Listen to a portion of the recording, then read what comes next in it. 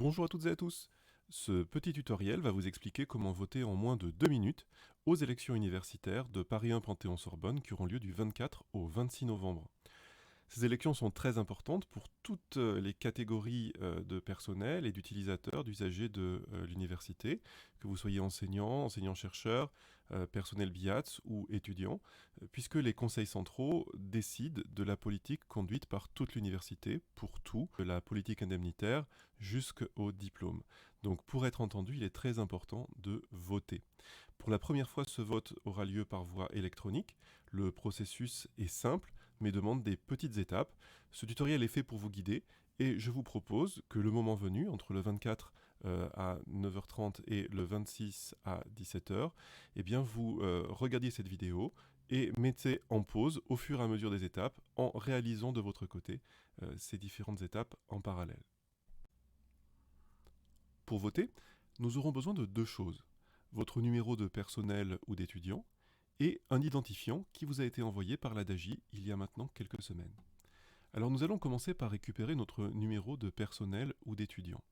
Si vous ne l'avez pas encore fait, il faut d'abord activer votre ENT.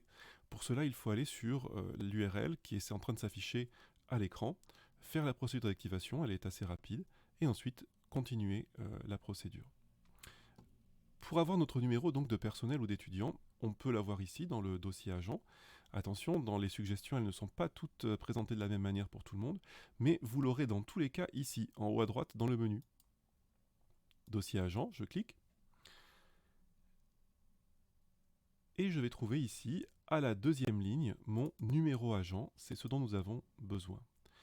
Je le copie. Et je vais maintenant me rendre sur la page du vote proprement dite. Le plus simple pour ce faire, c'est de taper dans votre barre de recherche ici l'adresse suivante, panthéonsorbonne.neovote.com, et vous arriverez donc sur cette page. Je vais indiquer mon numéro étudiant ici, vous le voyez, numéro étudiant ou 5 derniers chiffres du numéro agent.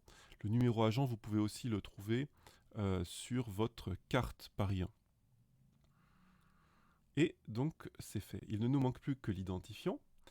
Et l'identifiant, je vais aller le chercher dans mon courrier.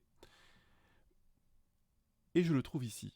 Vous le voyez, personnellement, je l'ai reçu le 6 novembre. Ce sera sans doute autour de cette date pour vous aussi. Vous pouvez également le chercher dans la barre de recherche à partir du titre. Il est expédié par une boîte mail qui s'appelle Élections Université.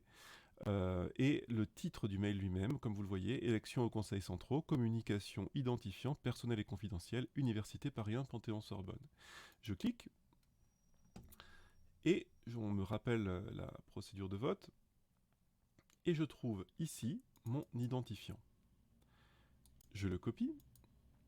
Je vais retourner sur ma page de vote. Je le colle et je suis prêt à me connecter. Allons-y.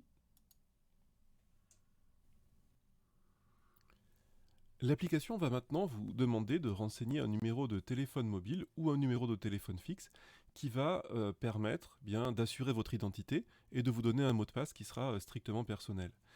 Vous voyez, moi j'avais déjà fait cette procédure, donc un mot de passe m'a déjà été envoyé, mais pour le faire ou le refaire, il suffit de taper ici votre numéro de téléphone,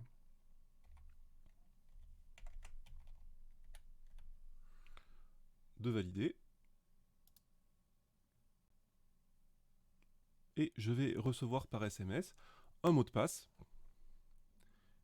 qui me sera demandé quand je vais voter. Une fois connecté, il ne vous reste plus qu'à entrer le mot de passe que vous avez reçu par téléphone portable pour pouvoir voter.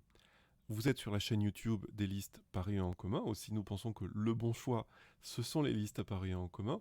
Pourquoi nous le pensons? Bien, je vous invite à cliquer sur le lien qui apparaît sur votre écran pour découvrir nos 50 propositions pour changer l'université, ou pourquoi pas vous rendre sur notre chaîne YouTube. Nous espérons que ce tutoriel vous aura aidé à faire entendre votre voix, et nous vous remercions au nom de tous et toutes les membres des listes Paris 1 en commun.